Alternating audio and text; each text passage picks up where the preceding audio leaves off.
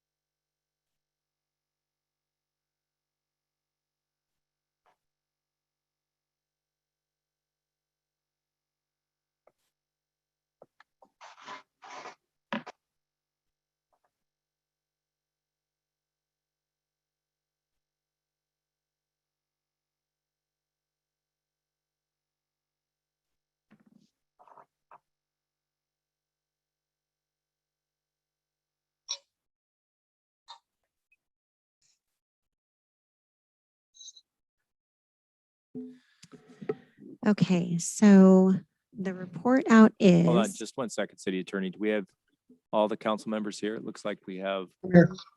Okay, all three. With that, we are back to conclude our executive session, closed session tonight, and the reportable action will now be related by City Attorney Lerner. City Attorney? Yes, so bear with me because it's going to be a little bit of longer reporting out. So there was a motion made by Councilmember Mendoza Navarro with a second by Mayor Pro Tem Cho to enter into a separation agreement with City Manager Teresa Gallivan with a 5-month payout. And I'm going to go through those numbers and then accept her resignation as well. And the 5-month breakdown is her salary for 5 months is approximately, and I'm saying approximate because we're near that 5-month period, $75,075. Healthcare for 5 months is $7,220.04. And her leave balances, which by law you need to pay out, are $66,361.08 for a total of $148,656.12. In addition, city manager is waiving the 30-day notice period under her existing agreement. Thank you. And can you please do a roll call of the votes? Oh, I apologize. Yes. So as I mentioned, we had the first of Mendoza Navarro, the second by Mayor Pro Tem Cho. Councilmember Mendoza Navarro voted yes. Mayor Pro Tem Cho voted yes. Councilmember Trujillo voted yes. Councilmember Guerra voted no. And Mayor Robertson voted no. Okay, thank you. Thank you. With that, we will adjourn the executive session, special meeting, 5 o'clock, and we will open the Selma City Council regular meeting, May 17, 2021 at 6:12. I apologize for the lateness of the start and appreciate everyone's understanding during these unique circumstances. The teleconference phone number is 1301-715-8592. The ID is 876-0064-0735. The password is 93662. This meeting will be conducted in accordance with Governor Newsom's executive order of N2920 that allows some or all of the city Selma Council to participate in the meeting via teleconference. When on the phone, if you wish to address council during public comment portion of the agenda, press *9 to raise hand, and we will select you from the meeting queue. Press *6 to unmute and mute yourself. Our next order of business is an invocation led by Pastor Lisa Satterberg of the Take It by Force Global Church Ministries. Welcome, Pastor.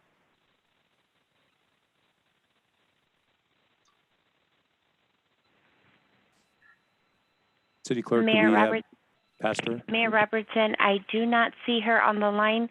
I did have confirmation from her today that she was going to be on the line. So if it's okay with you, I can take the invocation. Okay. Would that be okay? Take the invocation? I will say the invocation if You will it's say okay the with you. invocation. Please do. Thank you, City Clerk. I ask everyone to bow your heads. Heavenly Father, we ask for your guidance as we meet tonight to conduct business for our city government. Help us keep in mind that we are here to serve the people of Selma and enable us to make our decisions so that we may do what is best for all the citizens of Selma that we represent. Amen. Amen. Amen. I'll stand for the pledge, please. I pledge allegiance to the flag of the United States of America and to the republic for which it stands, one nation under God, indivisible, and liberty and justice for all. Call the roll, please. Councilmember Guerra. Here. Councilmember Mendoza Navarro. Here. Councilmember Trujillo. Here. Mayor Pro Tem Cho. Here. Mayor Robertson. Here, potential conflicts of interest. Any council member has a potential conflict of interest may announce the item now and recuse themselves from discussing or voting on the matter. Oral communications. At this time, any member of the public may address the city council regarding any item over which the council has jurisdiction. No action or discussion will be taken on any item presented during oral communications. Items of interest will be referred to someone for review. Members of the public shall limit their remark to 3 minutes. City Clerk, do we have oral communications tonight? Yes, we do. Hi, Mrs. Delgadillo. I see that you have your hand raised. I just need you to please unmute your microphone.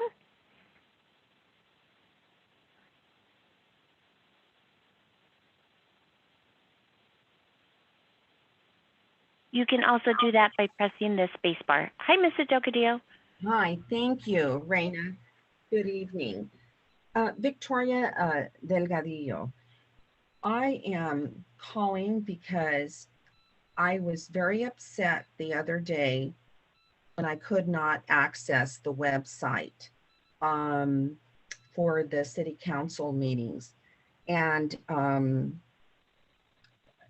we know that Governor Newsom has proclaimed a state of emergency due to COVID-19, and that these meetings are supposed to be accessible telephonically or electronically. And I feel and believe that they have not been as such. There has been special meetings on 5/15, May 15th, May the 13th, another special meeting, another meeting on March the 31st, special meeting. And then there was a meeting that was canceled. I believe that there needs to be proper notice per law for these meetings. And many of these meetings dealt with very important topics. And I believe that something is going on to circumvent people from listening to these meetings, because I find it very unusual and I don't believe in coincidences.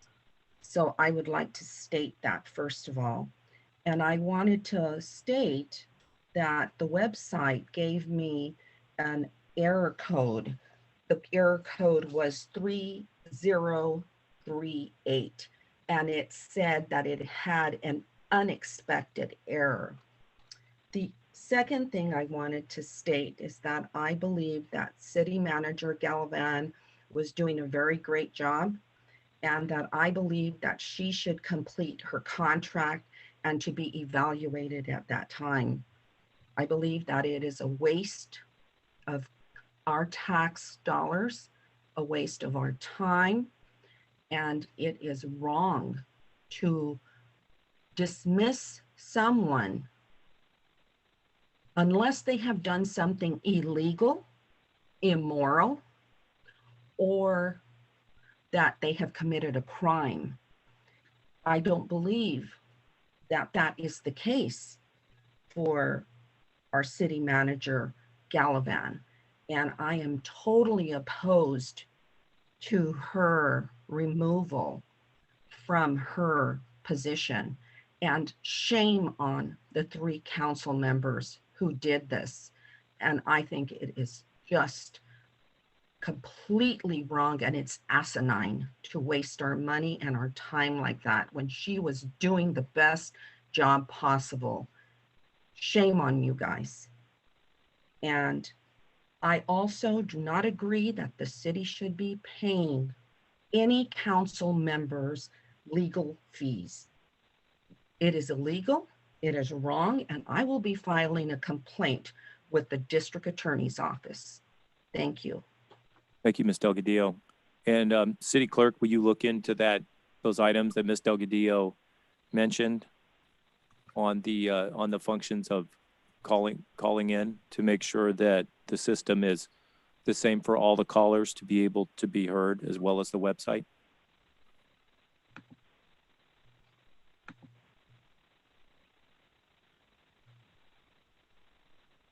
City Clerk. My apologies, Mayor. I Will did you not hear that.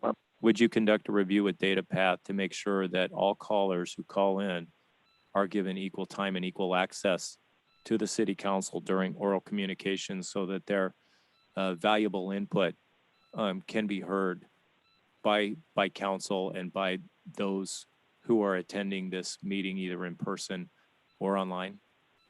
Absolutely. I think the concerns that Mrs. Delgadillo raises are concerns about her trying to, or any member of the public trying to access the meeting when the city council is actually in closed session.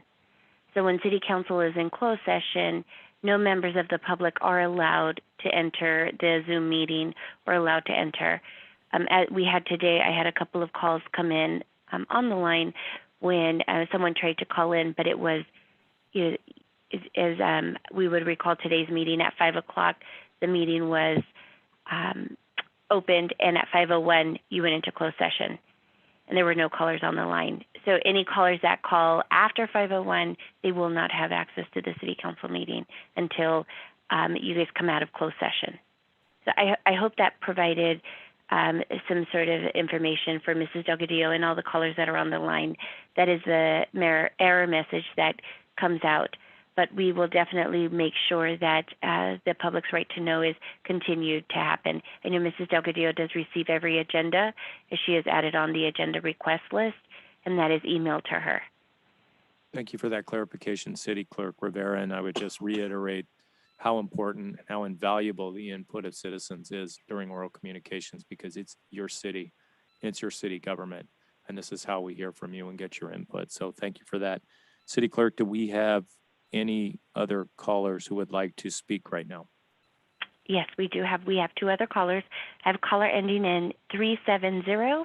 Caller, please use *6 to unmute your line. Hi there. My name is Jim Avalos, And the reason why I'm on again is I told you when I left the podium that night, I told you that I would keep an eye on the council and the direction with City of Selma in the right direction. Unfortunately, I'm sad to see the three of you are kind of going in the wrong direction. The way you guys are voting, the direction, you got rid of the city attorney, engineering, now you're getting rid of the city manager. Not to mention, the three of you voted to use illegal money to go against Mr. Jim Avalos in the court system that had nothing to do with the city of Selma. You spent almost 50 grand in legal fees of taxpayers' money illegally. And the bad thing about it, Blanca Avaro voted on this issue where she should have abstained herself on that issue because she stood to benefit from this deal. So that's, and I'm going to tell you straight up, guys, you three of you are going the wrong direction and spending city's money. The police, fire need equipment. Public Works need another individual. With this kind of money, we could hire a guy from Public Works. We can hire equipment for the fire or police. We can help our city grow in a positive direction.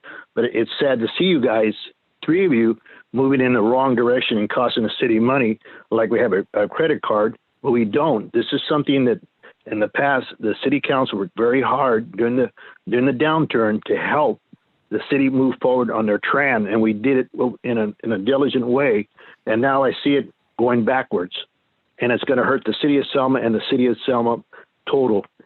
And I'm sad to say this to you guys, the three of you. You guys are got to wake up. Smell the roses, guys. Do the right thing. But the way you look, you're doing the bad thing right now. That's all I got to say. Thank you, Mr. Avalos. City Clerk Rivera, do we have any other callers tonight?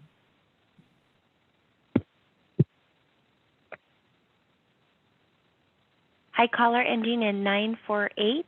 Your line is open. As a reminder, please use *6 to unmute your line.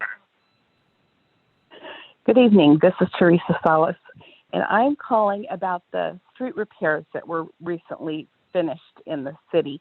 I mentioned a couple meetings ago that when you drive down the repaired sections of the street that they are uneven and they don't meet the old pavement, and it's very noticeable when you drive across those sections.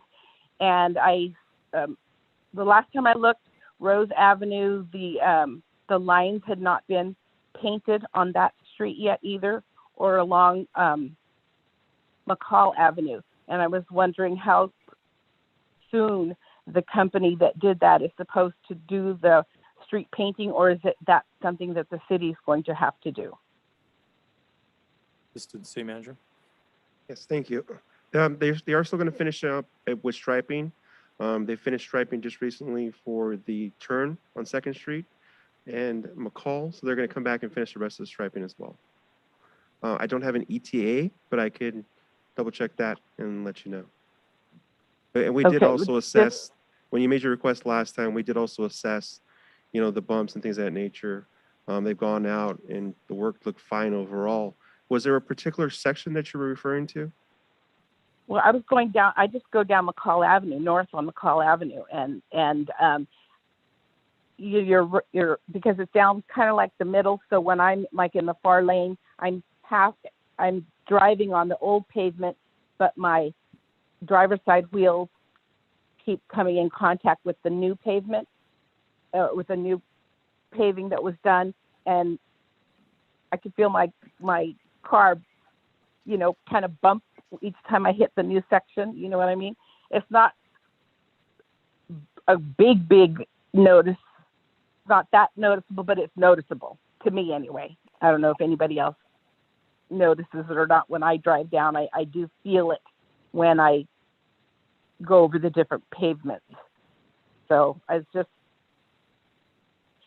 that's something that I notice it, and it irritates me when it's not just Selma, any place that when they do piecemeal like that, it's never the same. It's never even. And so it's very noticeable when you're driving over those sections that part of it is higher or lower than the original pavement that was there.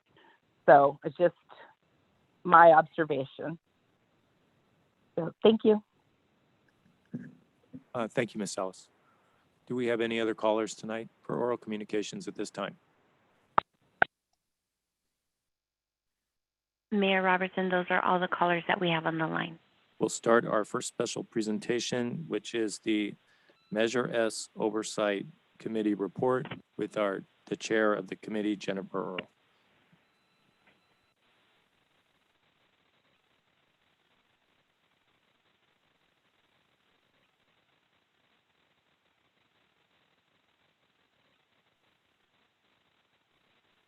Oops. I'll try again. The Measure S Oversight Committee at their meeting on April 28, 2021, determined that the city had met and exceeded by $1,140,015 the general fund obligations. Measure S requires that 60% of the city budget be spent on public safety. 67.55% was expended. So the Measure S funding has been spent in an appropriate manner for the fiscal year 2019-2020.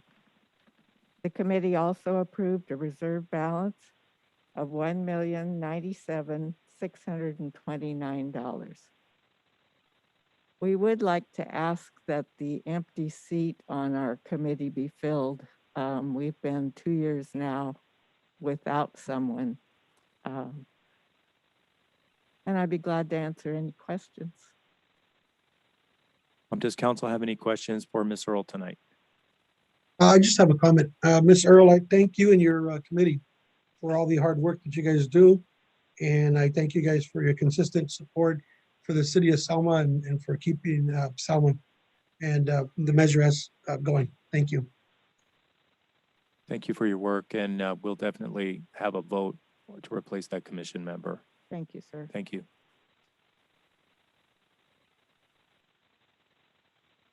Assistant City Manager Moreno, could we look at scheduling that vote, bringing that to council for a take applications for Measure S? Yes. And bring that to council since it has been quite a while. I think the other committee member didn't show. Well, the committee member, the one that was missing, formally resigned right before the meeting. The last meeting. Right before the last meeting. So then that vacancy just became effective. It just came effective, yeah. Okay. And so the city will be taking applications for that and it'll ultimately bring its way back to council. Correct. Okay, thank you. The next item on the special presentation calendar is the National Public Works Week proclamation. And I am going to read this proclamation. It is the National Public Works Week, May 16th through the 22nd of 2021. Whereas the Public Works Department provides services for our community and are an integral part of our citizens' everyday lives. And whereas the support of an understanding and informed community is vital to the efficient operation of public work systems and programs such as streets, storm drains, fleet maintenance, public buildings, and parks maintenance. And whereas the health, safety, and comfort of this community greatly depends on these facilities and services.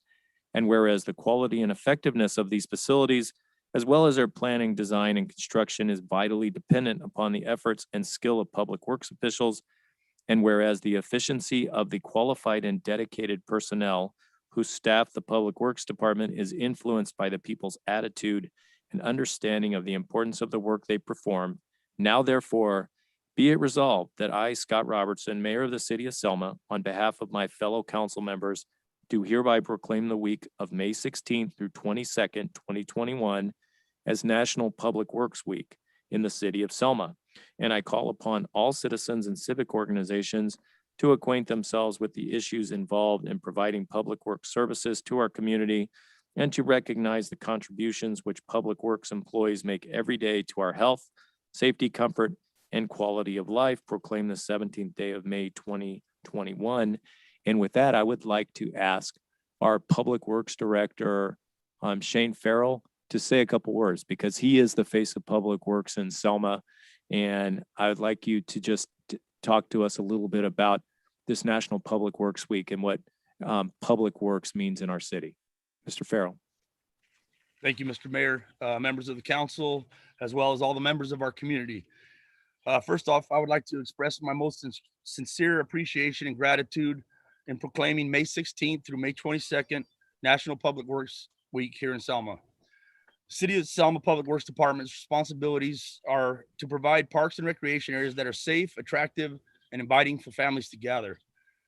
We also are responsible for maintaining our streets and all public right-of-ways, all city-owned facilities, buildings, and all city fleet. It takes a team to maintain and upkeep these things. The responsibilities of Public Works is to go above and beyond. We here at Public Works are also committed to providing support and assistance to all city staff, all departments of the city, at all times when needed. Our most current project, which you probably have seen us out there working, is the Veterans Plaza. I'm honored to be a part of this project. It's a collaboration between different groups and associations to make it happen. And the Veterans Plaza is going to be the heart of the city. It's located right downtown, and we're doing a complete revamp to it, and it's going to be awesome when it's done. I can't wait. I, along with all the hardworking men and women of the Public Works Department, take pride in our city and our jobs, and will continue. You have my word that we will continue to provide quality service to every single citizen in this town. Thank you guys very much. I appreciate it. My staff appreciates it. And thanks again. Thanks very much, Director Farrell. And, you really stated, you put the nail on the head on National Public Works Week, how important it is to have all of the citizens pitching in and us doing our part. And we see you doing your part every day, you and the hardworking employees in Public Works, and we thank you for that. And this is a week that is well deserved and should be recognized. So thanks again for all your hard work. Thank you. We really appreciate it. It's very special to us, and thank you guys very, very much. A lot for that. Well stated. With that, we will move on to a presentation on city planning project updates. Community Development Director Santillan. Thank you, Mayor Robertson, members of the council. I decided to do something a little different this time around with the planning project presentation. And if you don't mind, I'm just going to share my screen here. Raina, do you mind giving me access to share my screen, please?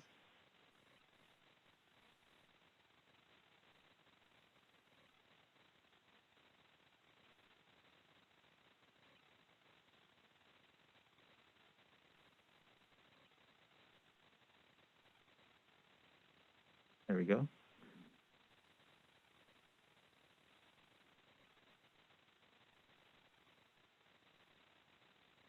So the reason for the new format, I felt it was important to give the council and the public a good idea of the general location of where our development projects are happening.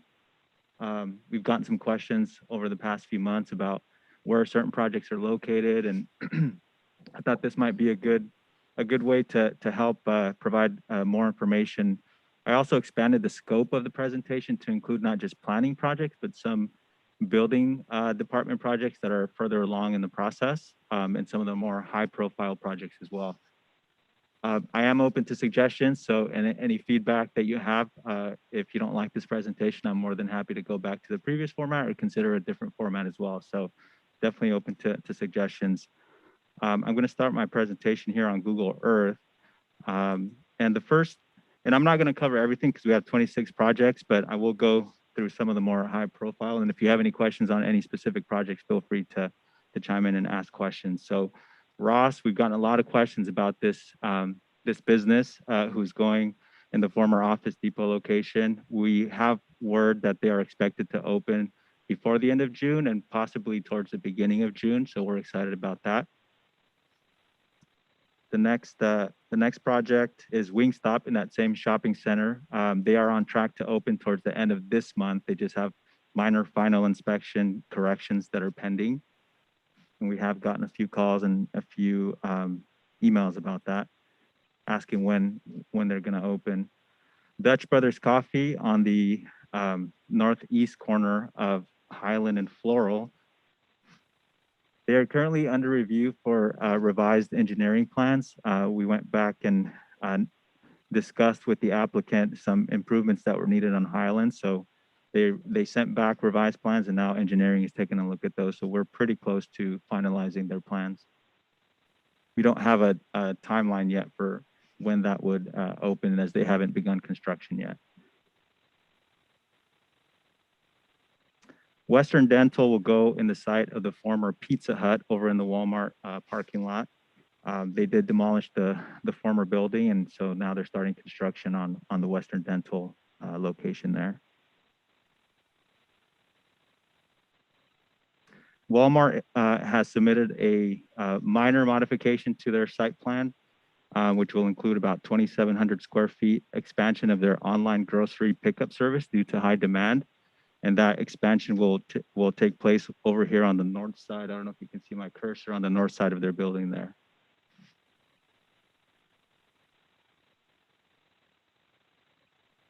Naughty Chicks is one of our downtown businesses. They're still working through their inspections, through their improvements in their building. Our building inspector has been out there a few times, so they are working with them to address any inspection issues that come up, but they are progressing.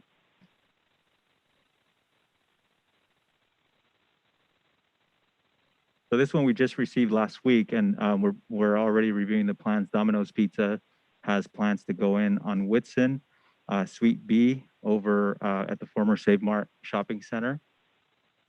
We don't have a timeline in terms of when they might be open, but they are going through the process currently.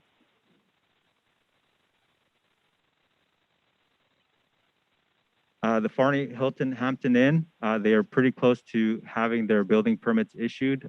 We've basically ironed out most of the final details in terms of their conditions and everything going on there. So we hope that project will start construction soon.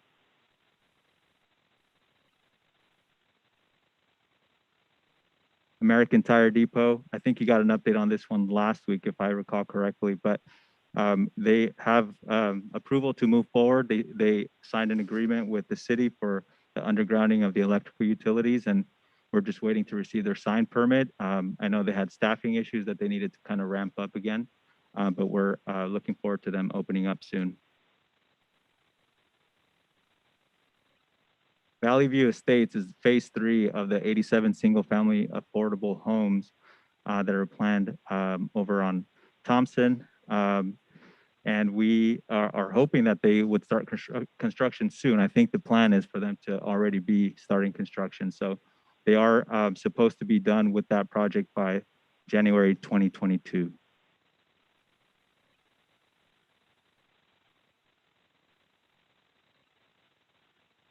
Amberwood Phase 1, which consists of 270 homes, is the first phase of the whole Amberwood specific plan, which is over on the east side of Dockery, north of Floral.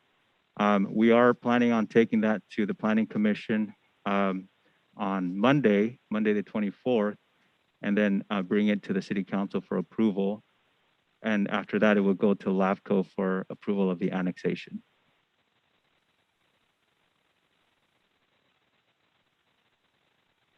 The Josan Hinesley Mixed Use Annexation Project. And by the way, I forgot to mention, I'm going to zoom out here a little bit. You'll notice that some of the projects are colored green. Those are the ones that are moving forward, and there's progress happening. The ones that are in yellow, either they've been placed on hold by the applicant, or there's something pending that the applicant is basically the ball's in their court, and we haven't heard what the next steps are on their end. So that is the case with the Josan Hinesley Mixed Use Annexation Project. They're separating, Mr. Josan and Mr. Hinesley are separating their projects, and they're supposed to be submitting separate applications or paying the fees, the full fees for each of their respective applications.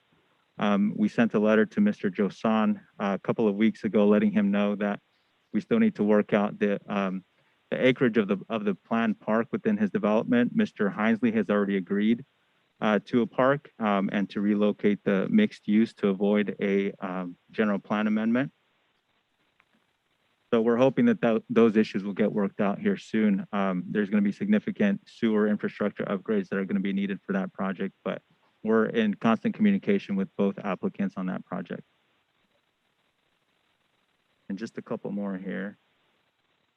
So as you might know, the Second Street service station on 2nd Street, 1702 2nd Street, which also is going to include some commercial, is moving forward. The civil plans had to be re-reviewed by our new city engineer. So I think he's finally gotten those back to the engineering firm for the developer, and hopefully we can get that project under construction here soon. I'm sorry, Fernando. Yes. Is that the one on Second Street and Young Street. I'm sorry? 2nd and Young.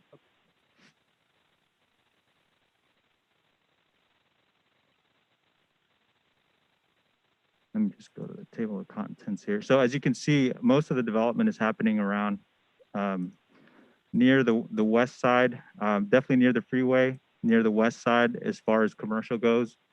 As far as housing goes, a lot of the larger projects are happening on the west side as well. We have Amberwood on the east side. And really, that's it for the big housing projects. We have Raven that is planning on the north side on Dinuba, but we haven't received a formal application for that yet in this area over here. Sorry, this is Dinuba here. I didn't put it on the project list here just because we haven't received the formal application from the Ravens for that project. But let me go down my list here. And if there's any other ones that you would like any updates on, I would be happy to provide. But in the interest of time, I will end my presentation there.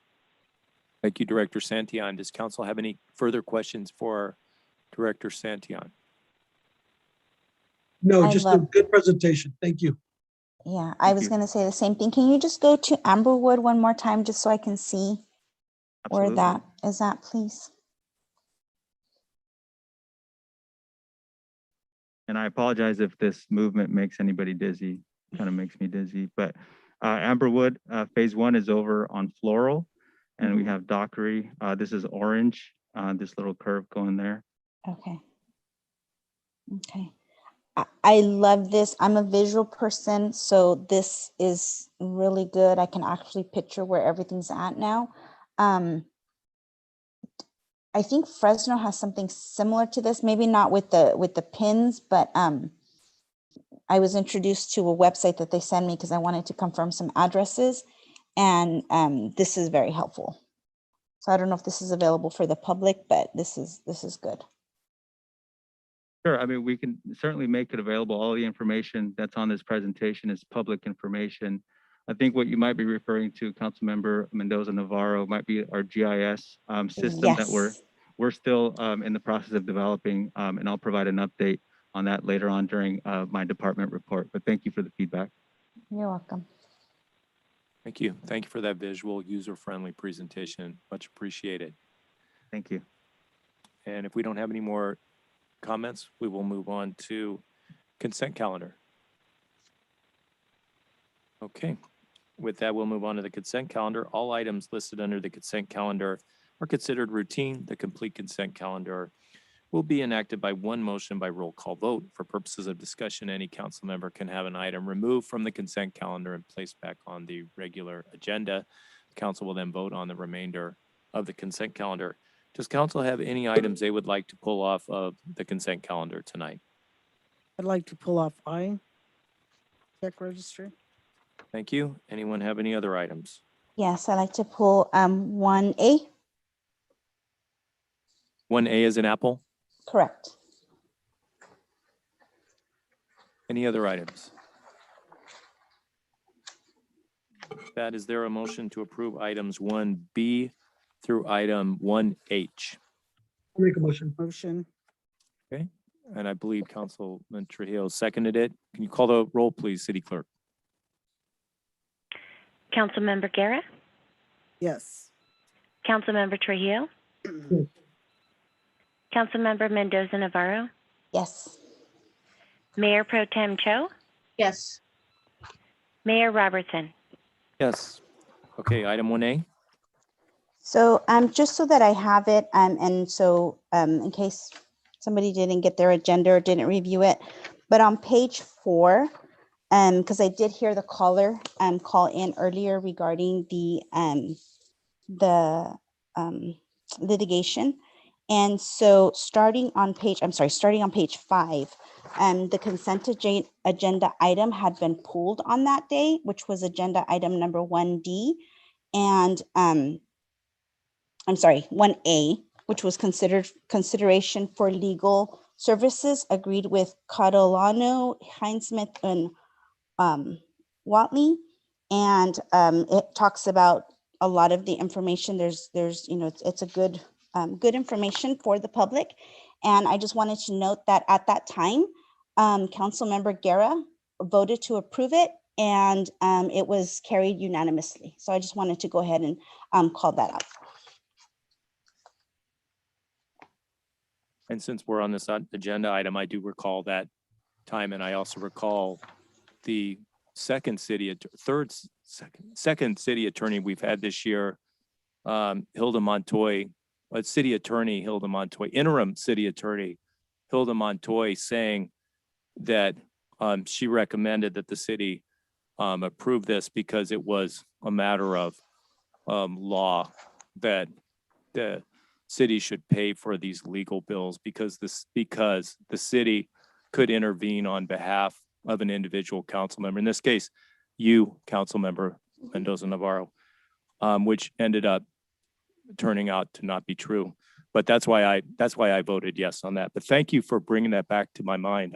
I appreciate the opportunity to explain to the public why I voted the way I did, and of course altered my opinion based on the facts afterwards. Yeah. And so she also provided government code where it states that actually we could vote on it, and it was on the FPPC opinion A00-0015, and also under government code 36812.5.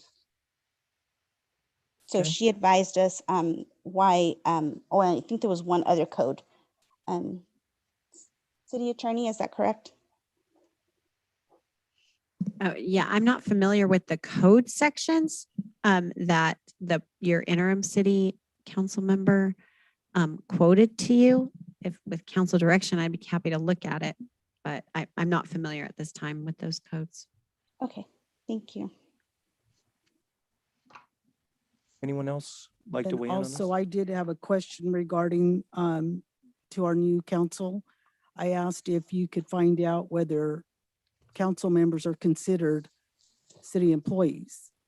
And I still haven't got an answer on that. Okay, So I yeah, I have still need to look at that. Conflicting It just, stories. I got two attorneys saying two different stories. right, yeah, so I'll clear that up for Okay. all of council, and it's going to depend on the situation, so Right. I'll get you an answer.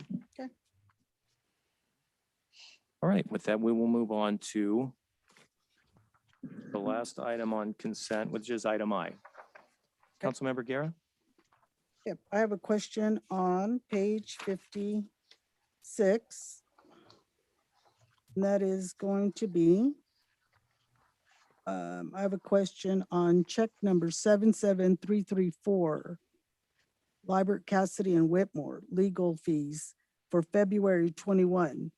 28,791 and 4. That's a hefty payout for that month. Yes, it is a little out of their norm. Yes. We've had quite a few issues that they've been dealing with though. Okay, so that's just for February? That is just for 1 month. That's correct. And Assistant City Manager, are you done, Councilman? And then I just Sorry. have another one, 77343 for Montoy Law Corporation, legal services for March. Again, here, this is another 66,505 and 10 cents. And I thought when I asked my last question 2 weeks ago in our last city council, was this her last payment? So the last, correct me if I'm wrong, I think the last one they asked was the last payout was for the Whitmore one, the one that was actually working on the legal matter. Mhm. Maybe correctly about Montoy, but I think she was still here in March for sure. Okay. If you would like me, I could research what her final payment's going to be. I believe I just received an invoice from her. So Thanks. So, Assistant City Manager Moreno, you're putting together a list of all the legal bills the city has had since January 1 of 2021. Is that correct? That's correct. All of the three city attorney, those would be bills from all three city attorneys that the city has had since that time. Okay, thank you. Yeah, for the city attorneys, correct. Thank you. And then I would like to ask about check number 77298, page 55, back to the Colantano, Highsmith, and Watley. Legal services for February and March. That bill is $40,213.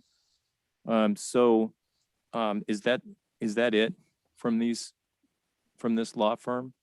I received one more invoice today. It only had one line item. I'm trying to contact them directly. I never got an answer from Ms. Montoy, whether that was the final billing or not. So I'm contacting them directly now to try and see, to confirm. The last bill received was only for $44, I believe.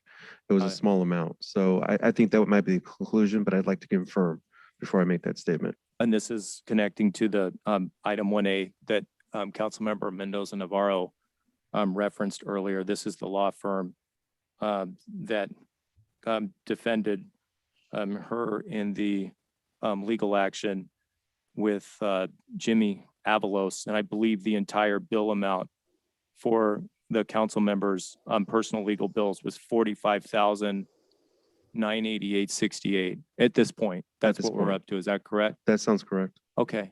And again, why I voted for that at that point the last time was we were told by this interim city attorney Montoy that the city would, the courts would allow the city to intervene on her behalf, that it was well within the law, when it turns out the judge did not allow those attorneys to intervene on the city of Selma, thus making it a case of the individual Mendoza Navarro versus Jimmy Avalos, and making it contingent, making that coverage by the city contingent on the recommendation of the interim city attorney Montoy, as voted in by 3 of the council members' votes previously to do that, in which the council member who had an interest in it voted on it. And that would be Council Member Mendoza Navarro. Just to clarify, I appreciate you bringing that up, Council Member Mendoza Navarro, so we could I could speak my piece on it, and you could as well. I make a motion to approve. Hold on. I wanted to get something clarified. City Attorney, is this an appropriate time to address the caller that called in regarding this case? Or do you advise for you to respond to that? Well, the discussion is around the litigation, and I believe that was the question from the public. So this would be an appropriate time to do it. Okay. Did you want me to, can I say something, or are you advising to, for you to speak on that matter? Okay, ask your question again, please.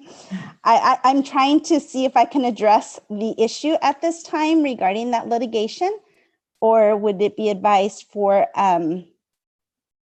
you to respond to it? And we're talking about the issue of the legal fees, correct?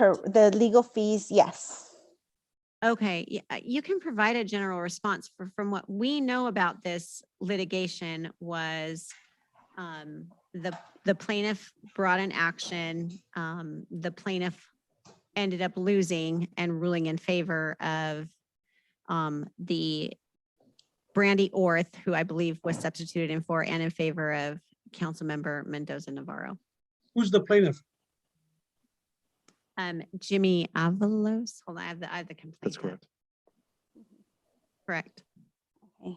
And so I just want to make it clear, and I'm not sure who advised him, but there was actually something that he could have paid $12,000 to clear this up on his behalf. And so in reality, it was not me that used public funds. I was protecting the seal of Selma because that's what I understood, guidance from legal opinion. And so instead of him paying the $12,000 or $13,000 to do the recount, he chose to take it to court. And I automatically got, it was nothing against me personally. It was just because I won. And so I just wanted to make that public and for the record that this was not a personal matter. Had it been, John Doe, that person would have been named on the case. And so I just want to make it clear that it was not me. It was something that as a result of not paying the $12,000, $13,000 that should have been paid at the beginning to do the recount, it went further and cost the city $45,000 from a previous council member. So I just wanted to make that clear and for the record that I have nothing to hide. I have nothing. So I went off of legal opinion. And so I went by the letter of the law. So I just wanted to make that statement. And Mayor, before a motion, I recommend you open this up to the public for Okay. Brown Act purposes. With that, I will open up this item to the public. City Clerk, do we have any callers who would like to weigh in on any of these topics on consent? Caller ending in 370, please use *6 to unmute your line. I believe this is Mr. Avalos. Hi, Mr. Avalos. Yes. Okay. For the record, on that, the price that the Brandy Orth requested was the entire city of Selma. And what I requested was a District 1. And the judge had to throw it out because there was some technicalities that Brandy Orth had done that was in favor of Blanca Alvaro. And so to clarify the record, the city of Selma the judge made a comment. The city of Selma should have not been there in the litigation.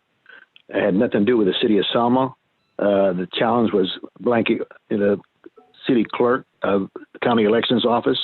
And the process is, as you do a recount, you name the other individual into the mix because that's part of the process of a recount. And unfortunately, Blanca Alvaro used public money, of taxpayers' money, and that was clear in the court that she used that by voting by what she did. She violated some ethic laws. So just let you know, Blanca Alvaro, don't be surprised. There'll be some legal consequences on this deal from the taxpayers. Thank That's you all for I your gotta say. comments. Are there any other callers who would like to comment on this item tonight, City Clerk?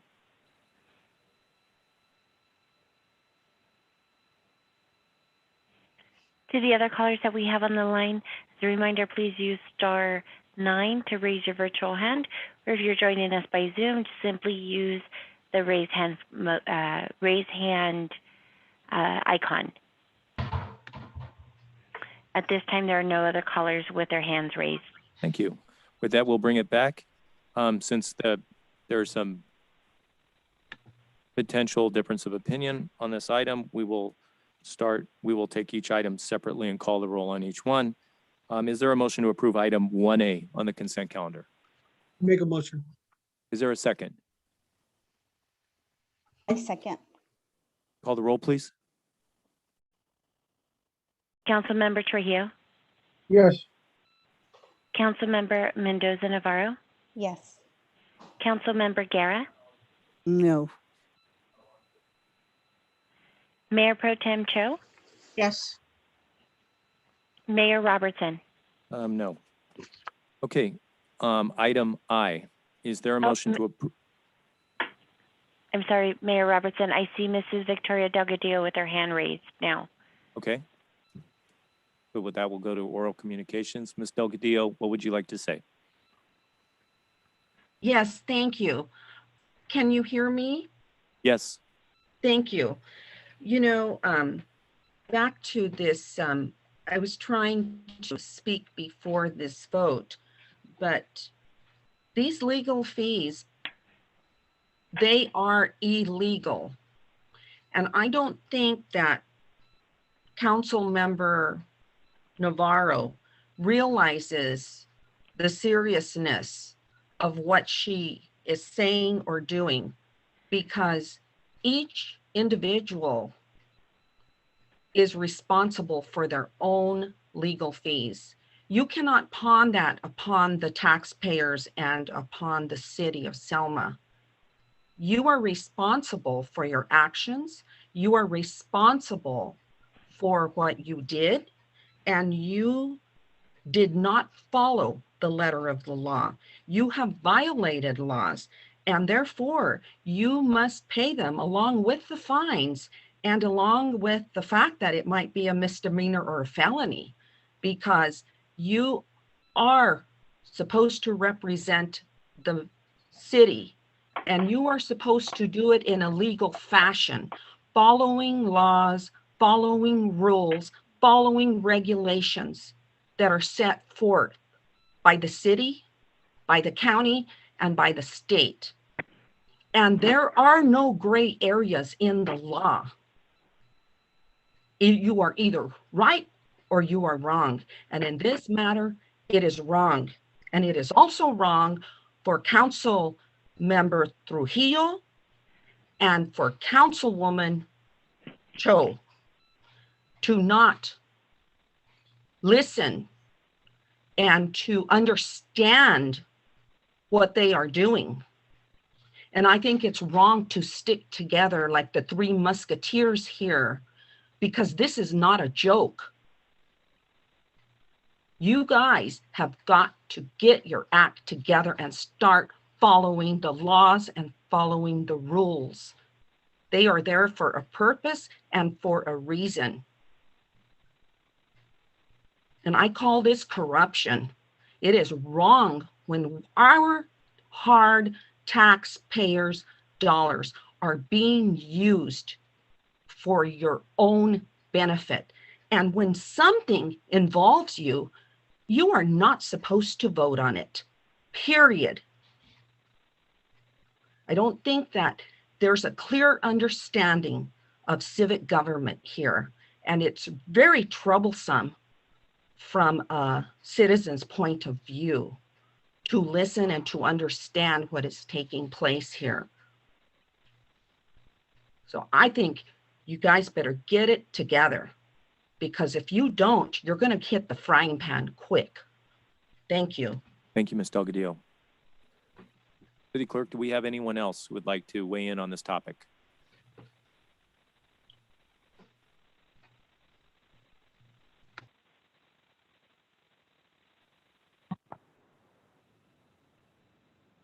Hi, Ms. Ellis, your line is open.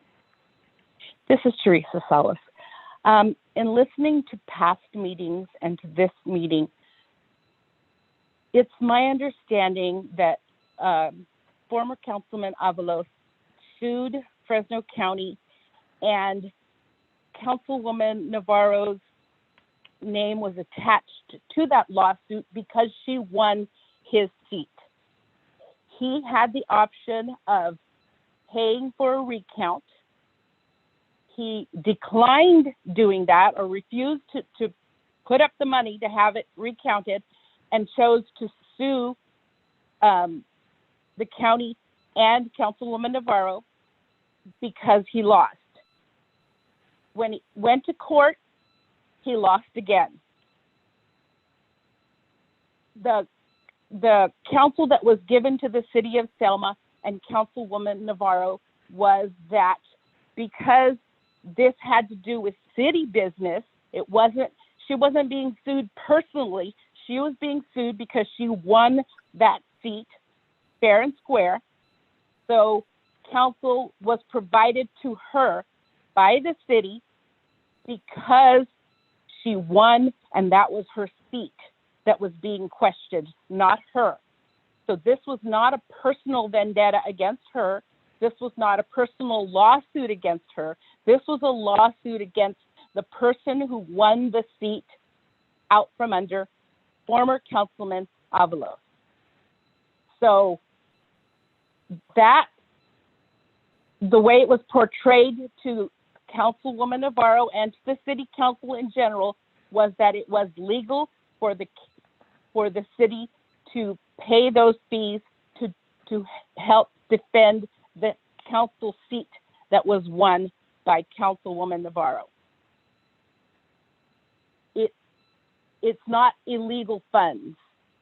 It was money that was voted, and she voted as a sitting council person. She was allowed to vote to spend that money to defend that council seat. I just don't know how they can make it any plainer. People keep twisting it around to make it sound like something illegal was done when I don't see anything illegal. I'm hearing exactly what everyone else is hearing, and I don't hear that anything was done illegally.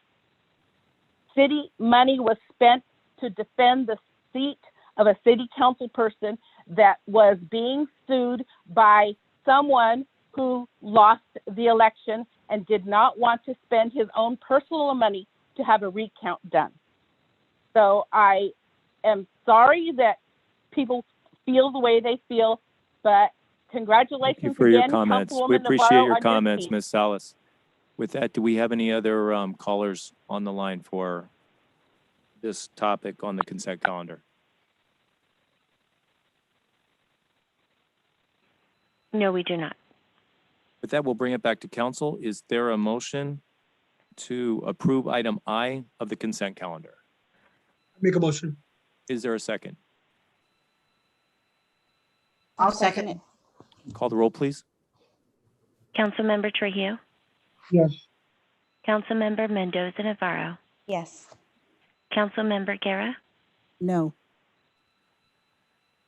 Mayor Pro Tem Cho, Yes. Mayor Robertson. No. With that, we'll move on to regular business. This item is a council request to discuss the city funding a school resource officer. Since we don't have City Manager Gallivan, we will go to Assistant City Manager Moreno for the report tonight. Thank you, Mayor, council members. As was stated, Councilmember Trujillo has requested staff to put this item on the agenda to discuss city funding a school resource officer for Selma Unified. So at this time, I'd like to turn it over to the council member to open the discussion.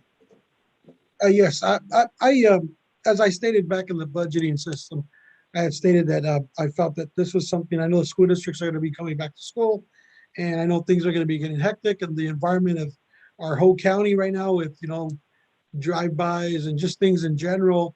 I wanted to bring it to the city council and say, you know what, I'd like to see if we could just fund this officer for this year, and then turn it back and have a discussion maybe next year with the Selma school board and seeing what we could do. But for this year, I'd like to see if we could just add it to our budget and just fund it for this year. And I wanted to pass it on to you as council members and discuss it and see where everybody felt. Thank you. Thank you, Councilman Trujillo. Do any other council members have any input at this time on this topic? I just would like to say that I agree, because I know doing the budget yesterday or Friday, we did talk about that, and just with everything going on, I feel that we should help the budget for this year for the school, and because the safety of our kids, is really important. I mean, safety in general is very important, but the safety for our kids is something that I don't want to compromise. So I also feel that we should budget for a SRO. Thank you. Anyone else have a comment at this time? I also agree with that because, like I say, the safety of our kids. So it's very important since they're going to go back to school. We should take care of that, like say this year, and then we'll talk about it with education next year. So, Councilmember Guerra? Yeah, I'd like to discuss it. I have a daughter that goes to middle school, which should be going to the high school. And of course, those are concerns. When I attended one of their meetings for the school board, they talked about the SROs, and they talked about, well, they may have to cut, but then that all changed because they got a new superintendent. But anyways, in just reviewing with the numbers, I'm just looking at the city council. We're at what, $16.4 million, and the school district's about a 38 million. 83,815,000. 83 million. I mean, we're considered chump change to them. And I feel that as a taxpayer, I already pay school taxes and I pay property taxes. That's going to be the feelings for a lot of citizens. They already pay taxes. That's already budget in their, or should be in their budget. So why would we want to double dip as a taxpayer? Is that Those a are my question of the questions. council, or is that just direction? Well, Excuse me? I said, What was was that that? a question to the council, or was that a question, or just a general statement? I was just asking. Councilmember. I'm making a comment or a question to the assistant city manager. So, Sorry, finance. You wear two hats well, now. I guess there's multiple ways to look at it. We can look at what has transpired in the past with the SROs and the agreements. So prior to the last contract, they would fund a percentage of the SRO. I think they tiered it up so that they fully funded it at one point. So the city has assisted in the past, not to the full extent of 100% funding though. The fiscal impacts to the budget, obviously we just had our budget workshop, we're a balanced budget, so that would have to be factored in there. Without that revenue to offset that officer, we'd have to make sure that what that logistics looks like. So the impacts not just to the budget overall, but also to PD staffing levels as well. Right. Okay. Yeah, So and at this when- time, and when you- questions at this point. So at this point, and we'll get back to you, Councilman Trujillo. Do you mind? I haven't had my turn yet. Are you okay with that? Yeah. Thank you. So just a couple questions for the chief, who the SRO would actually report to. When I tuned into the last school board meeting, and this was a topic as we discussed, there were some issues about how they want the SRO, right? They don't want them. When I heard their school board was saying, as in the past, we don't want them to be able to leave. You know, Right. we want the same, we want to interview and have right of refusal over the SRO I coming. didn't hear that. Okay. But that was in line with So what are, I've had probably 5 meetings with them. That's in line with what they wanted, the changes. right, can you tell Mhm. us in the council and the public listening tonight, what are those changes? What are the terms of that? Yeah, SRO? so I got a letter from them March 3rd from the school district, and they wanted to open up talks again, because as you know, last spring, they chose not to fund it because of what was happening with COVID, the budget. So they chose not to, but they're looking to have one again. And they sent me a letter, and the letter, there are 2 points. And one was that they want more control of the SRO, that in the past, the SRO was allowed to leave for other Calls, right, duties, I emergency. guess. That's what I was told. I wasn't here, so I have to ask other people, is that true? Is that true? But they were really adamant about that we want them to stay here. And then additionally, this is brand new, that came up in the meeting, they want the SRO there 12 months out of the year, not 9 or 10, which has been the past contracts, but they want that SRO there all the time. And I explained to them, I don't have a problem with them staying there all the time, but and I'm not, the budget, who's going to pay for what? The only issue I would say is that if we're paying 100% or it's a 50-50, whatever the ratio is, that we have to, that officer that becomes a SRO, we have to replace them. Otherwise, I'm shorted on patrol. And as you know, I'm very short already. At the beginning of the year, we had 5 or 6 on a shift. Now I'm down to 3 or 4 because of injuries and some recent resignations and people who got other positions. But so I would have to be able to replace that position. So yeah, they have a different direction now with what has happened in the past with SRO. Okay. They Well, do. Chief, that same meeting during their school board, they mentioned they were going to go with a security company. So Recently? that was a few months ago, It was a few well, months several ago. months ago. So what happened to their security company? Other things were talked about months ago, like summertime or shortly thereafter when they were thinking about it, they talked about a probation officer out there. And I hadn't heard security, but yeah, they're back on the SRO though. No, just a question, Chief. $83,815,000 budget compared to our city's 16 million budget. Are they hurting for money? Did they not receive CARES Act money to fund this I SRO? can't or answer what's that. the- I don't have the answer to that. Okay. Well, as everyone knows, I've been pushing for a meeting, with both of our councils to get together and discuss issues like this when we could have a full and frank discussion. And I look forward to moving forward on that. As I discussed at the last council meeting, the president of the council did reach out, their board, and wants to explore the topic of meeting in the future. This could definitely be one of those topics.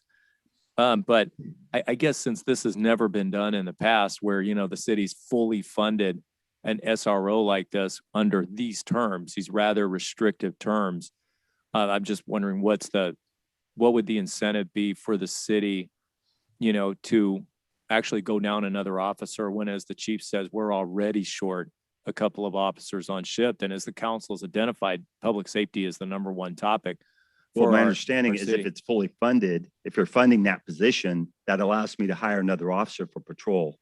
And that's what I would have to do. I mean, I couldn't just give up an officer to SRO. I don't have the bodies to do that. So we're paying for two, but we're getting one. Yeah, you'd be paying for 100% for the SRO.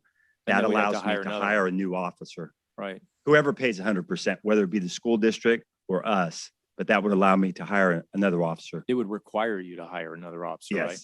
Yes. Okay. And in terms of these restrictions, is that what most schools do with SROs? I don't know. To be honest with you, I've never been an SRO and I never supervised them. So I'm not sure. But when I met with them, I don't have a problem with that.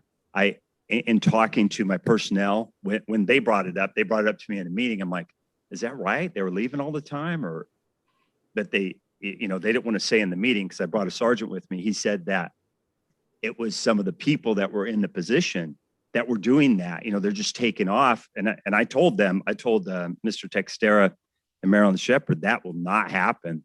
If you pay for it and they're there 12 months, that I'm going to give the best person I can in that position. That is not going to happen. If it happened in the past, it is not happening now. Because you're right. It's very, very important that we have the best person in there dealing with the kids and hopefully stopping crime, changing some of them through their counseling and their leadership out there at the school. So I'm going to put the best person in there. And the idea of continuity is important, just so that the students can get used to that officer rather than having different ones change. Yeah, so they understand. They don't have to be afraid of police. We absolutely have the right personality in there. So then, Chief, when that meeting was conducted, they still had Fisher at the time. Now they have the new superintendent, which is Shepard, and apparently she's already going to make some changes. She's got some changes coming down the pike. Have you met with her as to what she wants to do for this upcoming year? Yeah, she's been asking me, because I have the contract. Isaac gave me the contract. It's very simple. I just got to plug the numbers in there. And we met. I did meet with her and Dr. Fisher before, and the things they wanted were kind of unusual, but it's because they don't understand law enforcement. Right. But Dr. Shepard, she wanted a breakdown of everything that goes into paying the officer, and Isaac gave me that, and I gave it to her. So I haven't met her since, but everything that we've discussed here, I've talked with her about. So I haven't heard anything new from her. And I was waiting for this meeting actually, and then I can meet with her again. So this might even be premature. I mean, she may already try to budget in their own SRO, and it doesn't have to come to the city. I don't think that they're waiting for the city to say, yes, we'll fund it. In their letter, they wanted 50-50, right? We pay 50%, they pay 50%. And then I told them 100%. That was our direction from the city manager, that you were to pay 100%, especially if you want them for 12 months and all this extra control, right? So you're going to pay, and that's what I told them. Then in the follow-up meeting, then they came at me again with 50%. And I told them, no, it's 100%. That's what it's going to be. So that's where we are now. But then it had gone to the board, which I think resulted in this meeting. So that's kind of where we are now. So what's the tally on that per year for an officer, for the city to donate an officer to the school district for 12 months? So when I initially scoped this work, it was for a full-time officer, ESTAP, for the SRO pay. It was coming out with the unfunded liability allocation about $140,000. 140. Given the current conversation, if it's not a current officer or maybe one of the beginning officers at a lower level, that number could come down potentially depending on what officer is actually plugged in there. Is that a burden rate with benefits and pension? And That's all those? just straight, yeah, all benefits across the board. That's the top end officer, right? That is a 140. top end officer. That's Yeah. correct. And interestingly, when I got here, we had two SROs, and one was the junior officer in the department. He was forced to go to it. So that would be significantly less. Yeah, Is so the, it could be a change. If it's somebody different, there could be a lower dollar, but and it would not be a top step because this is not a assignment that people want, senior people want at all. There's some disincentives to working this. Such as, So it will be a new officer. what are the disincentives? Why don't people They want to do are they are that the schedule is a 5/8. So if you're not familiar with 5/8, that's working 5 days, 8-hour shift. And most of the department is working 12-hour shifts. So, and I think you're all familiar with this. I learned it when I got here. I've never seen it before in my life. But because of a past MOU, half the officers at our department have a take-home car. The others, the younger ones that came, I think it's after 2015, they don't have a take-home car. So because this is not a desirable position, the younger officers are putting in for it. So therefore, they don't have a take-home car. So that's part of it too. So they're on a 5/8, so they're coming to work more and they're using their personal car. So way more than anybody working patrol who's on a 12-hour shift, because you're at work less if you're on a 12-hour shift. So that's a big disincentive. I talked to Marilyn about that. I gave her the grant information for the 5 SUVs that we have in our proposed budget now, that grant information, the Air Pollution Control Board. So I gave her that grant, and I've been pushing them to buy a patrol car. And whoever gets that position, even if they're not allotted a take-home car in the MOU, then they could take that car home. That would be a big plus. And actually, a year ago, the SPOA approached me on that. They told me, I mean, it was an issue back then, and they brought it up to me, which I've come to learn is an issue. It was hard to get people put in for this position because it's a 5/8 and there's no take-home car. That's why they changed around a lot. Yeah. Okay. Yes. So this sounds like the school district was good with 50-50, but a school board member and a city council member may have gotten together and decided to do the fully funding it the first year. And that's why we have this agenda item, okay? Councilman Trujillo, did you have a comment? You were saying something earlier. Well, first of all, I'm the one that put this on the agenda, and I want to answer your question as to one council member to a city school board member. We did not talk about this. I actually heard it because city manager referenced a meeting when I was in a meeting with her in regards to that the school board was asking this. Okay, there's 3 questions I have in regards to what you guys all just had a good discussion about. One was I have our finance director / assistant city manager saying that it's going to be an impact to the budget when we just had a budget session and we actually discussed items pertaining to every item on our budget, and we still haven't even came down to our budget. Theoretically, we spoke about what our budget is on Friday. We came to conclusions. The police department, the fire department, everybody came with their wish list. That's one. So right now we don't have a complete budget, so we don't know if it's really going to be an impact. And our assistant city manager just stated it's 140,000. That's on our overrated. I mean, an officer that's very, very well. That's 2. Number 3, our police chief just stated that he had a meeting with our school district, and we said no to a 50-50. Okay, I want to tell you guys something. Yes, the school has a bigger budget than the city of Selma. Very true. But I'm going to tell you this. Every dollar spent to protect any kid in the community of Selma is safety, is a priority to me. And for right now, the people that elected the school board elected the city council members. And I believe, and I have 1/5 vote. We all can have a different of opinion.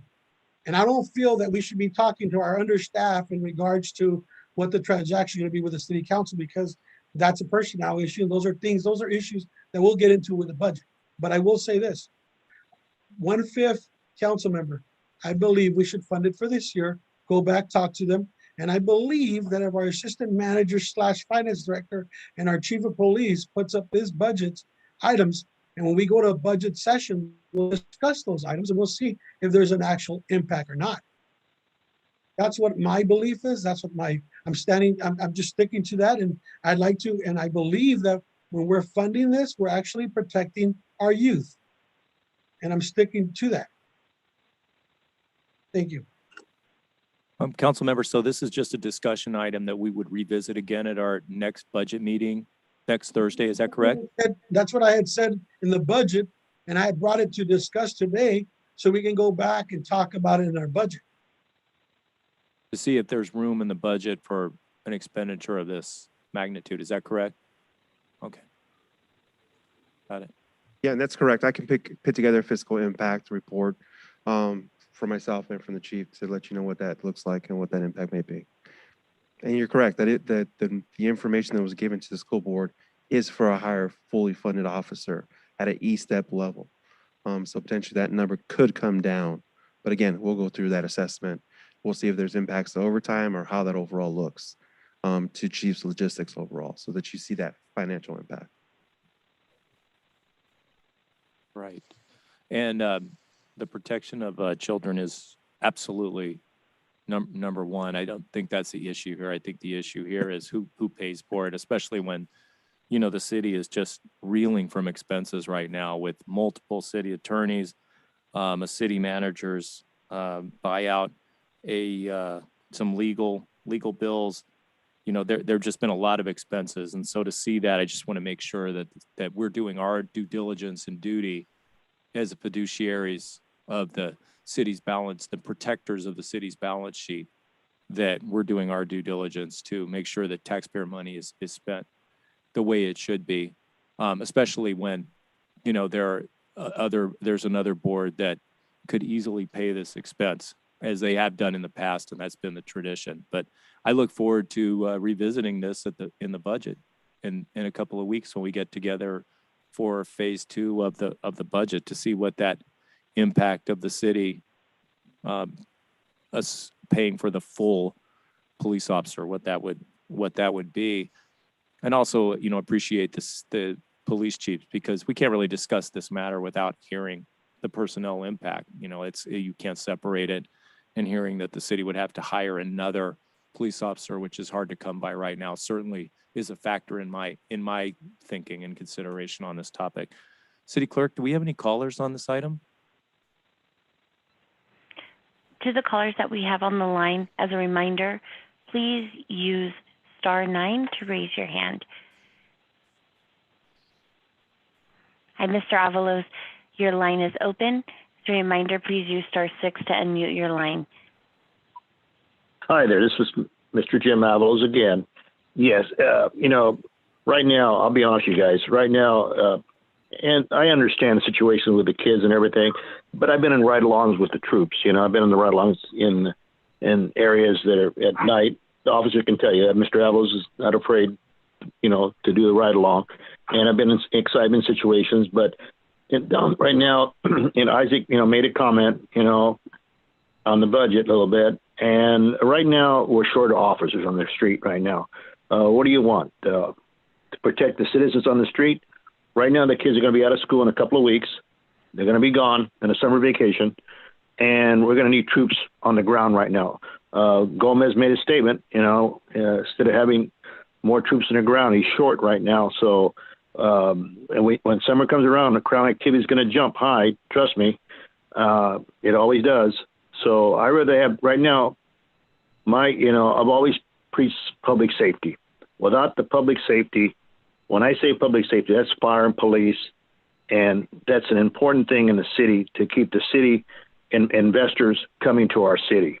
Not only that and public works are the other people, but also the people that work for the city, the finance people, the secretaries, everybody that works for the city is important because they're like a spoke in a wheel.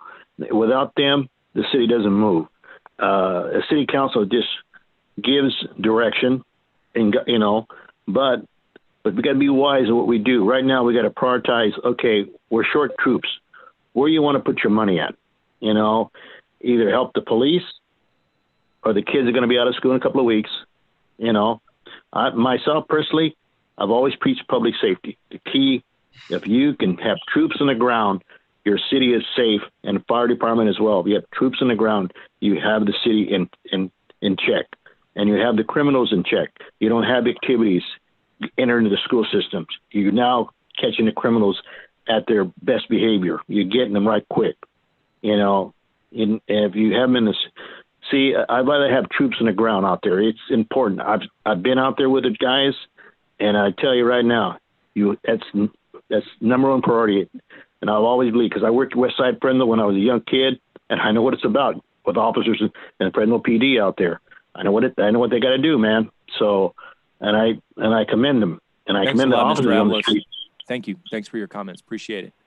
City Clerk, do we have another caller? And if you wouldn't mind, can you keep the stopwatch on so I can see it while the callers are speaking?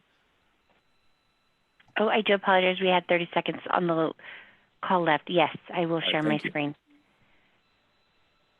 To the callers that we have on the line, please use *9 to raise your hand. Or if you are calling using Zoom, please use the raise hand feature.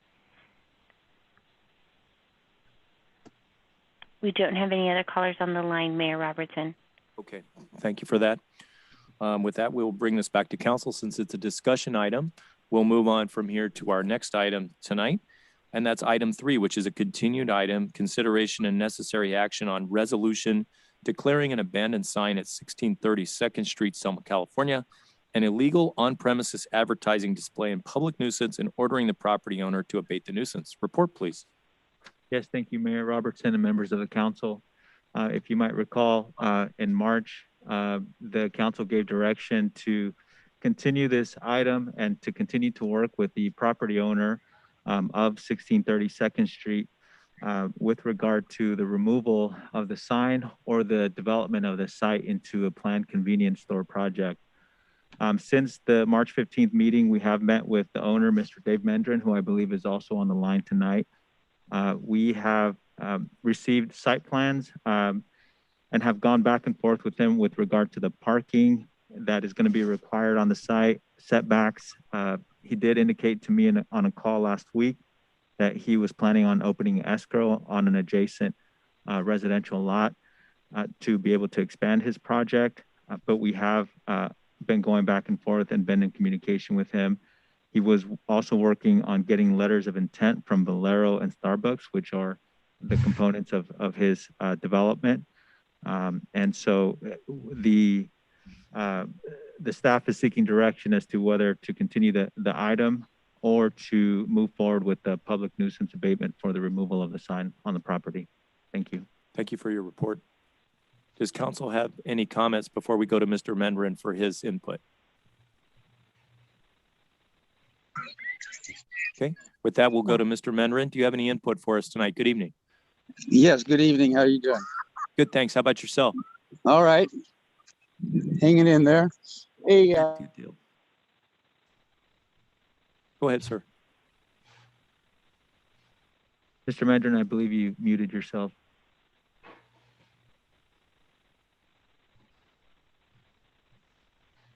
We can't hear you, sir. Can you hear me now? Yes, we can. Okay. Anyway, I thought that the application for planning was going to be kind of easy, but there was a lot of questions in it. And I did email Fernando and Kira about it. So I had. We can't hear you. You're muted.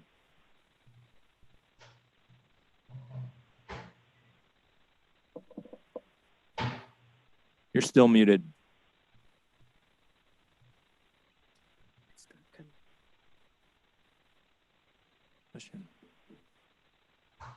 Okay, there it goes. All Are right, you we there? can hear you. Okay. Anyway, I was trying to get that application in by the end last week, but I got on it this morning. I thought it'd be kind of easy, but I had to reach out to Starbucks and Valero on some of the questions. You know, how many cars will be coming in, and their idea of how many employees, et cetera, on that. So I reached out to them, and I'll be waiting on answers. And then I need to get with Chiro or Fernando in a few days to help me finish filling out that form, since there's one lot zoned commercial and 2 agriculture. How we're gonna do the form, or I don't know if it's a form per lot.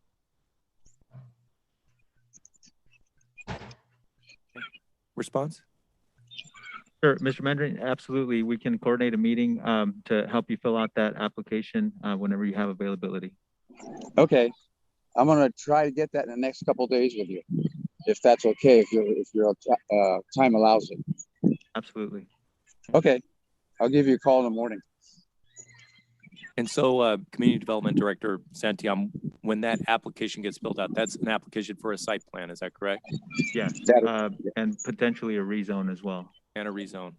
With in view of the home that he's buying, potentially buying, opening escrow on behind the subject property, correct? Correct. Okay. And Mr. Mendrin, you're moving forward with all due speed at this point? Yes. Okay. Thank you for calling in tonight. I think that's testament to you, definitely not hiding and, letting the council know that you're working on this and staying in touch with the city council. City council, do you have any questions for Mr. Mendrin at this time? No. Okay. With that, we'll bring it back. City clerk, do we have any callers who would like to give their input on this topic?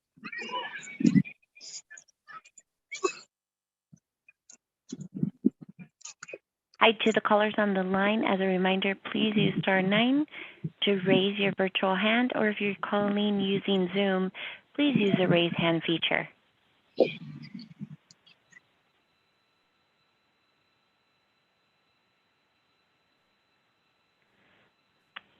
Mayor Robertson, at this time there are no callers. And if I may I remind this is a public hearing, so I need you to formally open the public hearing. Okay, thank you for the reminder. With that, we will open the public hearing to any callers on the line. Do any callers on the line have any input for this at this time?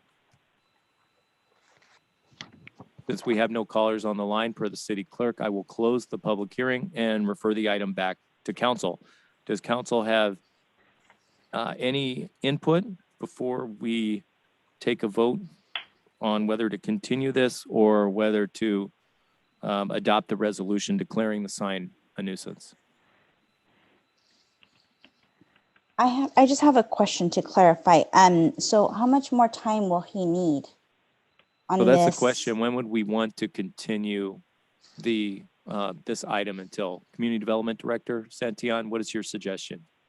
Well, considering if it's a rezone is involved and we receive the application within the next week or so, I think another 60 days would be reasonable to move that forward.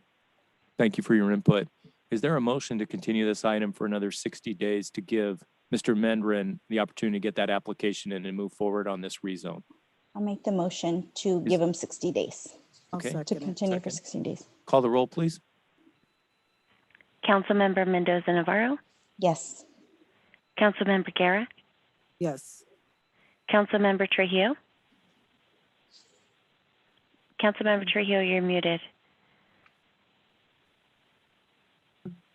Yes. Thank you. Mayor Pro Tem Cho, Yes. Mayor Robertson. Yes, thank you. And thank you, Mr. Mendrin, for weighing in tonight. Thank you, Community Development Director Santillan, for working with him. And thank you for getting together so that you can expedite that application. With that, we will That will be it for our regular business and public hearing, and we'll move to departmental reports. Assistant City Manager Moreno. Mayor, council members, I have nothing to report today. Thank you. City Attorney Lerner. Nothing to report, Mayor and Council. Thank you, ma'am. Community Development Director Santillan. Couple of items, if I may. On May 19th, this Wednesday from 7 a.m. to 10 a.m., we will be hosting an open house for our feasibility study for a business improvement district downtown.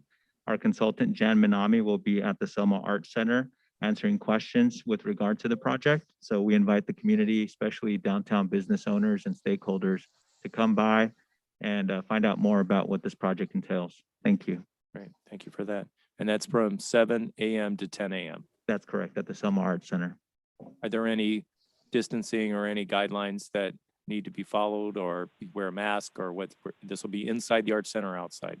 It'll be both. I think they'll be set up both inside and outside. So if you are going inside, we do ask that you wear a mask. Okay.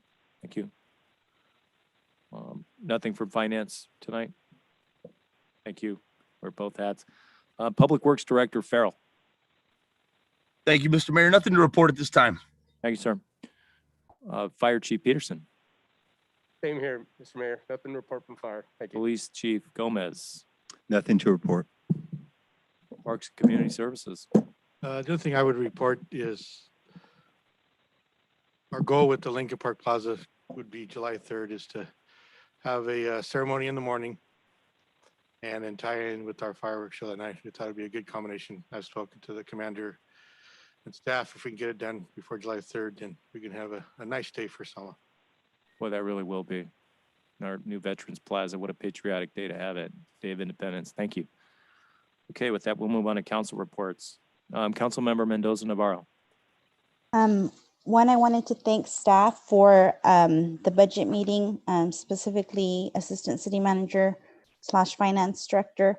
It was really, actually the whole process. So I want to thank my fellow council members as well.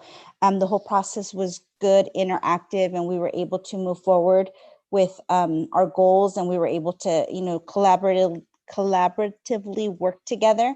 And I think we all have, pretty similar vision, to move the city forward. And so I wanted to thank everybody for that productive meeting.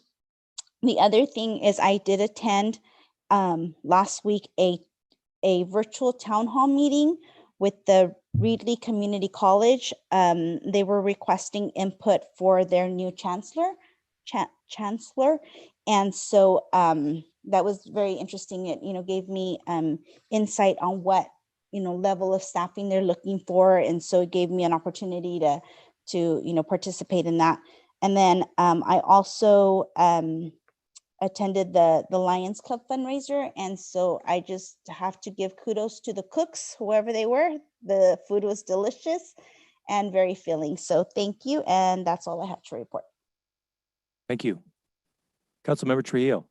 Mr. Mayor, I have nothing to report. I just want to thank all the staff. I do want to thank all the staff for the good presentation we had for the budget session.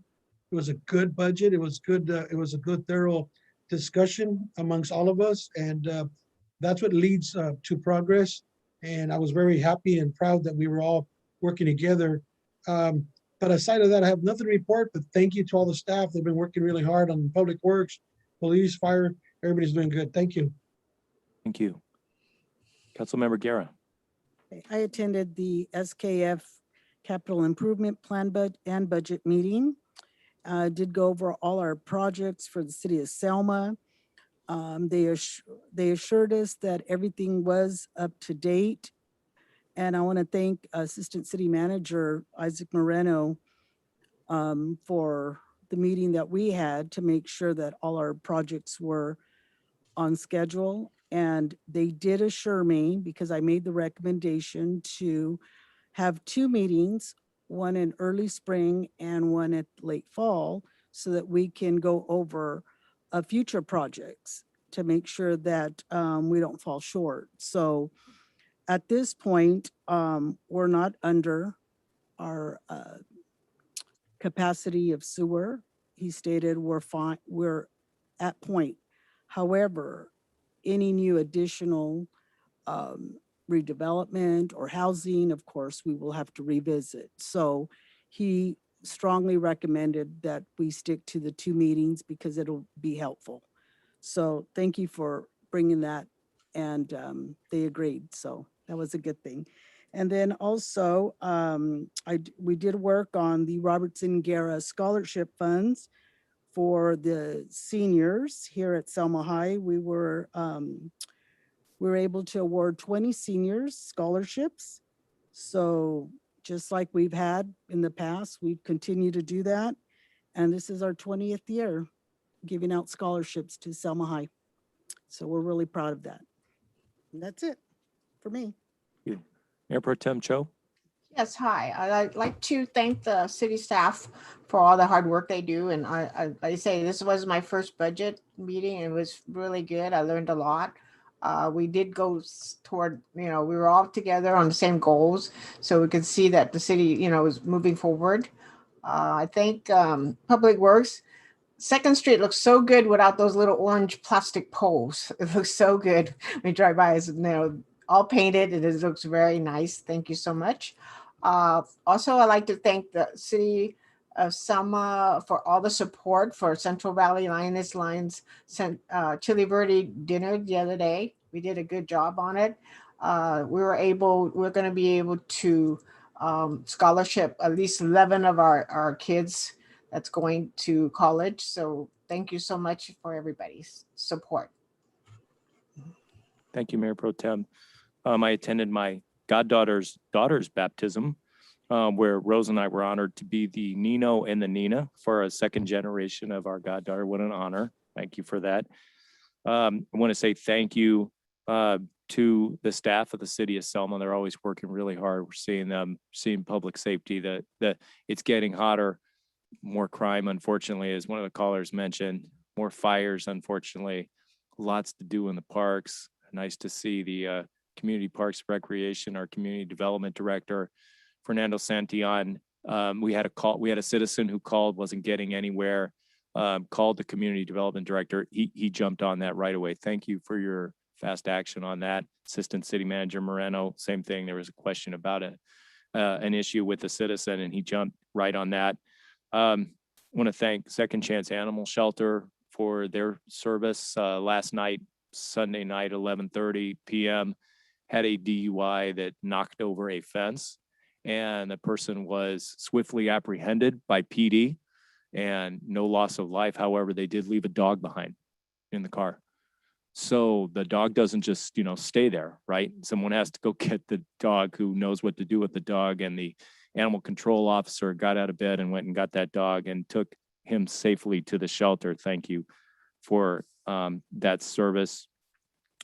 So we also have, according to the governor, a $75 billion surplus this year in the state budget, and $12 billion will be going towards homeless, as we discussed in the budget item. And hopefully some of that money, some of those resources will come to our city so that we can work on our homeless issue. And I applaud the whole council for making that a separate budget item, because it is really important to our future and part of our vision, our collective vision. And nice to see us moving forward on that. And finally, I'd like to thank previous city manager Gallivan for her service for 2.5 years to the city. It was selfless and it was professional, and I appreciate the professionalism that she showed. And with that, we'll go to oral communications. At this time, any member of the public may address the city council regarding any item over which the council has jurisdiction. No action or discussion will be taken on any item not on the agenda. Issues raised will be referred to the interim city manager for review. Members of the public shall limit their remarks to 3 minutes. City clerk, do we have anyone who would like to give us some parting remarks for the night?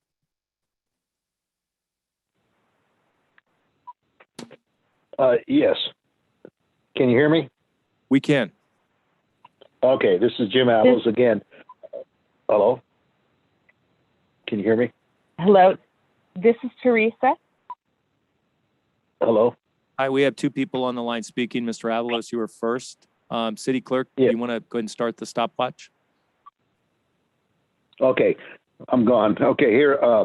First, I want to thank the people who work for the city, the people that actually work for the city. I thank them all the way down from the city manager. And I, once again, Teresa Galvan was one of our good city managers.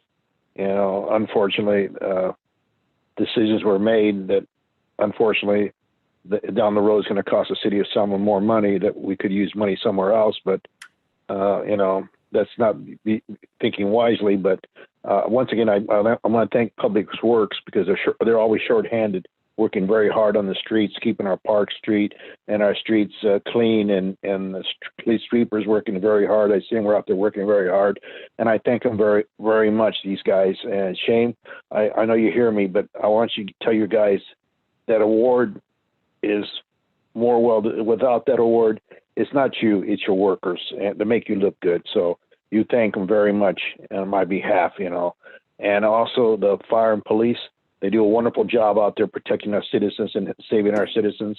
And also the people who work for the city, like Raina, our city clerk, and everybody, and, you know, Isaac, financing, people in financing, the people that are doing our building operation code enforcement. I thank them very much because they're a part of the team, and I thank them very much. Without them, the city doesn't move very good. Without them, they make everybody look good. So I thank them very much personally. That's all I got to say. Thank you. Thanks, Mr. Avalos. Anyone else tonight?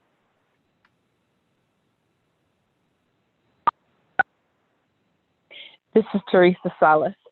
Since you all are thanking everybody, I would like to thank your city clerk, Raina Rivera. Since you guys went to Zoom meetings, she has just been outstanding in coordinating all of you guys. So when I turn YouTube on, I can see you and hear you. She's been coordinating all the callers into the meetings and timing us and just really running the show beautifully. And so I would like to thank her personally for the wonderful job she's doing as our city clerk. So thanks, Raina. Thank you. And thank you, City Clerk, for the seamless running of the Zoom meetings. We really appreciate it. Do we have any other callers? Ms. Delgadillo, your line is open. As a reminder, please unmute your line.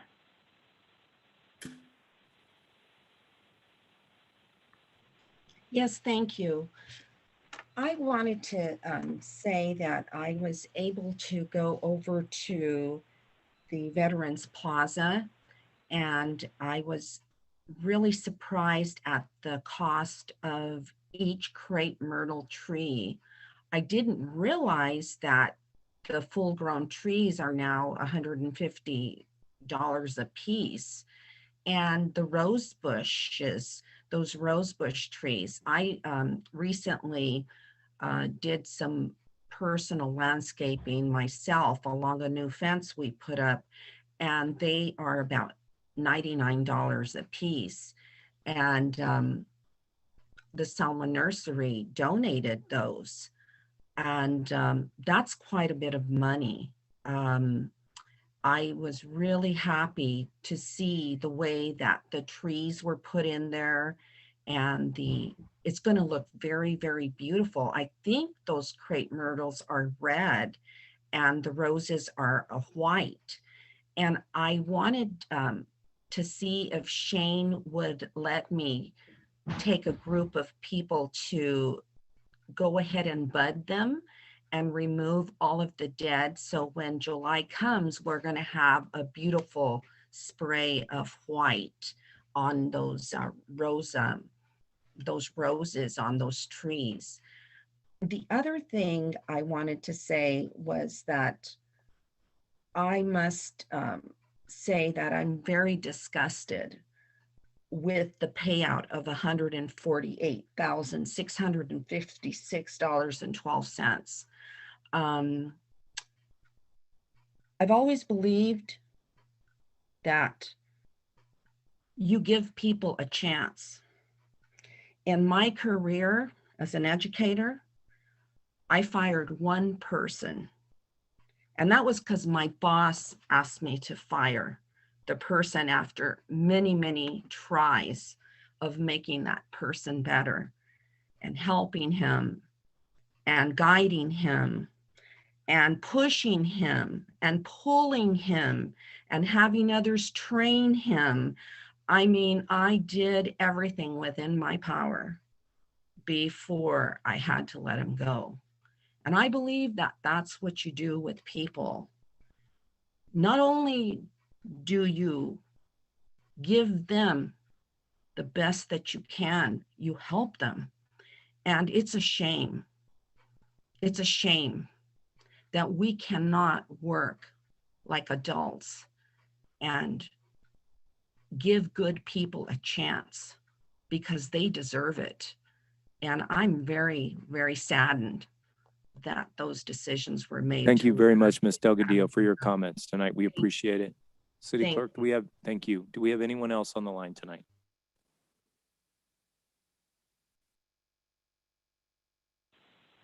No, Mayor Robertson, those are all the callers we have on the line.